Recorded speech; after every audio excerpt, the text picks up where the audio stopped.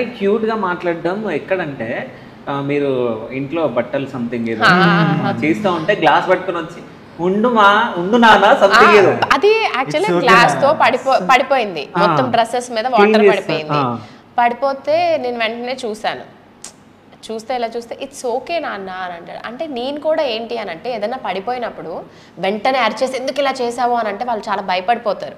So నేను ఎప్పుడు కూడా చిన్నప్పటి నుంచి ఏదైనా పడిపోయినప్పుడు ఇట్స్ ఓకే మనం క్లీన్ చేసుకుంటే అయిపోతుంది, ఇది నేను ఎప్పుడూ చెప్తూ ఉన్నా.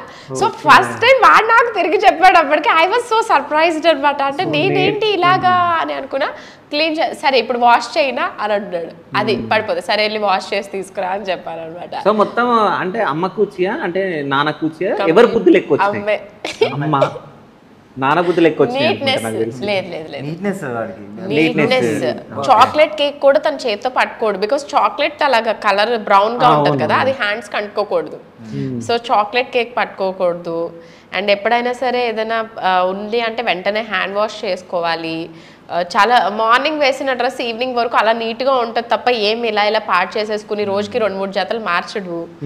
అండ్ స్కూల్లో కానీ తన బుక్స్ కానీ అన్నీ చాలా నీట్గా పెట్టుకుంటాడు అనమాట. చాలా ఆర్గనైజ్డ్గా ఉంటాడు.